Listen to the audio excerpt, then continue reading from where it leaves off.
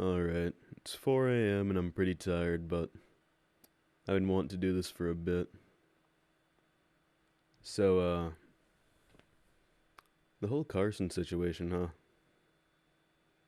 I was a fan of him for a while, probably since around mid SMP Live, and I know a lot of people are probably going through, eh, some kind of thoughts about him because at least the first few days of it, I fucking lost sleep over trying to decide what to think of the situation, and nobody should be losing sleep over what they think their favorite internet funny man's a monster now. But I just want to clear up my thoughts, say them all out, have them on the ground, and then just, if they're coherent, maybe they can help other people who are in my situation. Because some people may not have figured everything out yet. I'm not saying I have either, just I've made peace with the situation, I suppose. So, just in case there are any more developments, more things coming out against Carson or for him, as of the time of I recording this, I've seen the original interview with Travis and Tugbox, and I have seen the Jay Schlatt's video on it, and I've seen a lot of the messages on it. So I just want to go over different fans' reactions, and also really just about Carson himself. What he is, what he's done, and what you can do going forward if you are or were a fan. So for different fan reactions, there are a lot of different ones, main being just the cancellation type stuff on Twitter, and I don't even have Twitter, but I guess at the end of the day, canceling him isn't gonna do much good for anyone.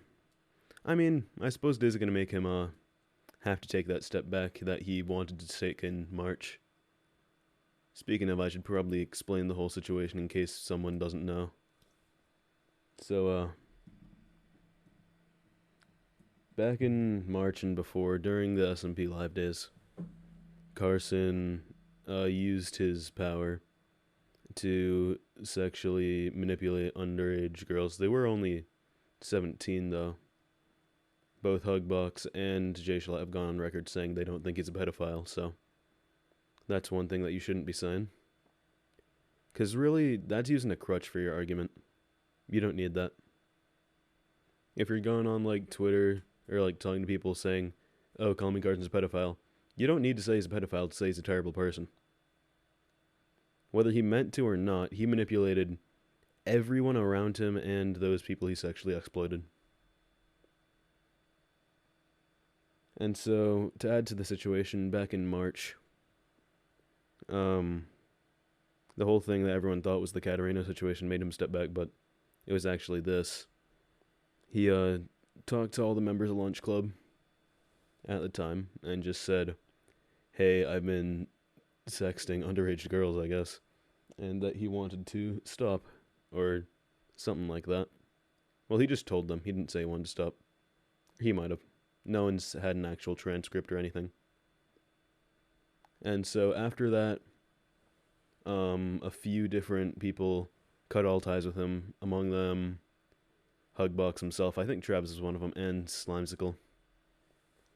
And originally I thought it was kind of like a tragic type thing of like this was reaching out for help and he didn't get it. This was like the first day before the second victim came out. And well, with Jay Schlatt's video, that's just completely disproven. People did stick with him. Schlatt, Connor, and a few others stuck by him and tried to help him through that. And even as he was getting that help through, they even persuaded him to go to an actual therapist. But, well, Schlatt wasn't very specific about it, but he said there were signs that he didn't stop. And so going through that time, everyone thought they were helping him. Everyone thought that, like, he was really down on himself and that he needed help, and he was just still doing this, which really is his fault at that point. So obviously, you shouldn't watch his content anymore. So back to fan reactions. Few things. Disliking YouTube videos only signal boosts people. And Carson's been notorious for having one of the most loyal fan bases for a long time. Not so much recently, after he's grown a lot, but he has a very deep core fan base. And there will be people who stick through this and just say that he hasn't done anything wrong. Because here's something I think about sometimes. Stupid people, not stupid people, people who are just like are in denial or just don't want to think about something or are stupid. Just the moment you make one logical fallacy, they latch onto that. And they make that proof that everything else isn't true. And here that is people calling Carson a pedophile, because he really isn't. It's just in his situation, these 17-year-old girls turned out to be the ones that fell victim to him because he had the power dynamic over them. So, I don't know.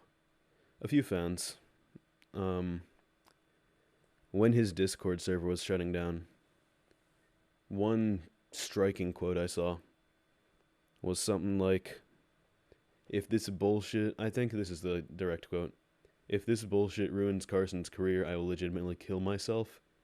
A world without Carson is not a world worth living in. But then, obviously the main thing he was famous for was his comedy. But if you look at his channel, you actually see something really strange in the big picture. Over the past 2 years on his live channel and on his main channel, there's not been a single solo video, I think.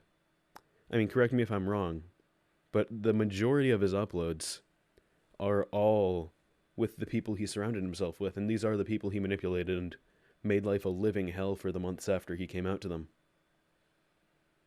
Because they were basically powerless against him. But if you are someone who says, oh, what am I going to watch now? Nothing will ever compare. Everything will. There are people, careers spawned around Carson, and they were all because the people around him were so funny or so talented. And they're all still out there, and none of them are bad people. They're the ones who came out about it in the first part. Or, no one knows if they're not bad people yet, but who knows. In any case, they haven't had any controversy, and they're very funny. This is the people who came out of SMP Live, like the content groups now. Boys That Stream, headed by Joko and Mason, or Roughhouse with Poke, who used to be Carson's editor. Or, well, it's a looser thing, but fucking Team Awesome on Twitch, that's Josh, Altrive, all those guys. They're infinitely funnier than Carson, at least in my opinion. And they really carried his content when you really look at it. And so, yeah, I'm starting to ramble a bit. They're really the ones that made his content worth watching. And in the end, you should really check them out instead of him, because if you are a Carson fan, that's what you are watching him for. Sure, some of his live streams were solo, but you probably were watching him for the people he made videos with. Recording the internet was always just him laughing at what his friends were doing, and you laughing along with him. You don't need him there. And if he ever makes a comeback, if he ever starts making videos again, or you just want to watch the old videos, don't dislike bomb them. Don't like the videos. Don't comment. Install an ad blocker. Don't interact with the video at all. Don't give him any benefit. Just watch them if you need.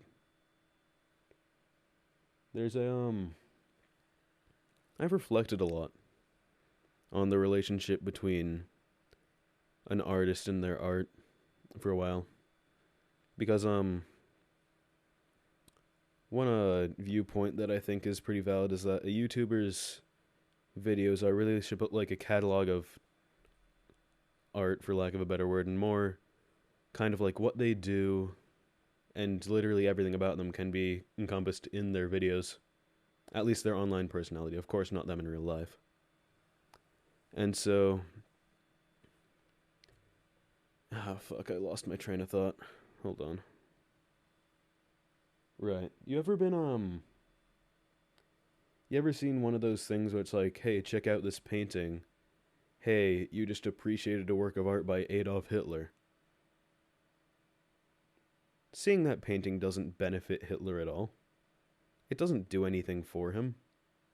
It doesn't matter that Hitler was a good artist in his time, or an artist at all. I forget any pictures I've seen of it, so I fairly forget if he was even good. I mean, he was a shit author, though. One of my friends read Mein Kampf, and it was really narcissistic and egocentric, and just not great overall. But, that's besides the point. If an artist or somebody isn't directly benefiting from their art, and they're a terrible person, you can appreciate that art. There's nothing wrong with that. There's a whole situation with, the fucking PogChamp guy. That he's, the emote's now getting removed. The emote PogChamp never benefited him. I'm sure the wide internet that says, like, Pog sometimes never knew who that guy was. And getting rid of the emote doesn't really do anything. If anything, keeping it would just clown on the guy more, but, removing it's also a fair move by a business perspective. But really, he never benefited from that emote. There's nothing wrong with that emote. And there's nothing wrong with Carson's content, but there's a thing wrong with him. He's basically a manipulative monster.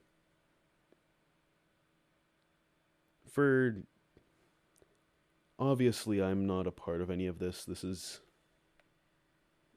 not a very in-depth video, because I obviously don't have all the information.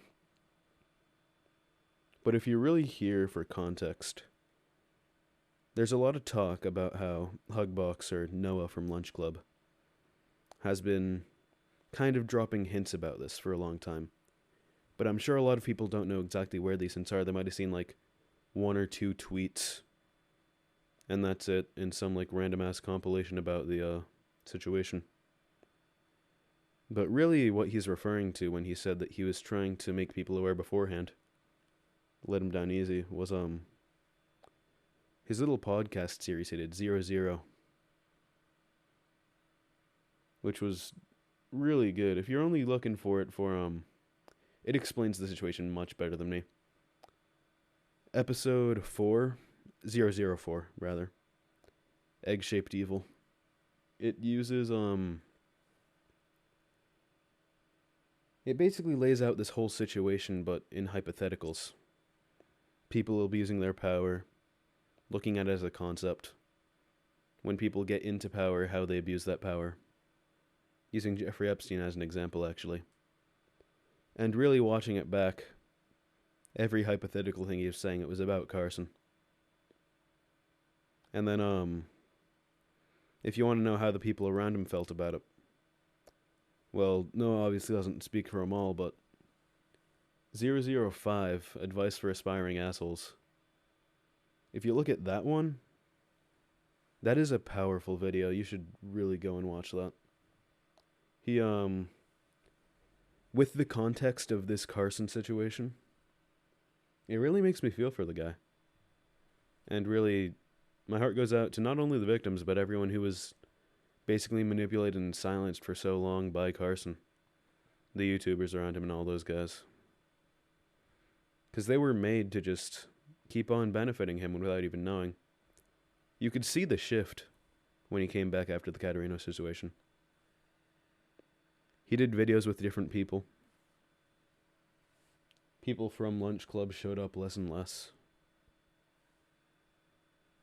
And I'm sure the people who were newer to it weren't the people he told back in March.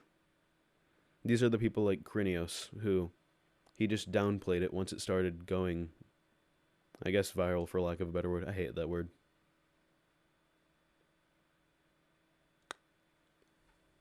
Anyway, watch 00. It's so much fucking better than anything I could do right now, but whatever.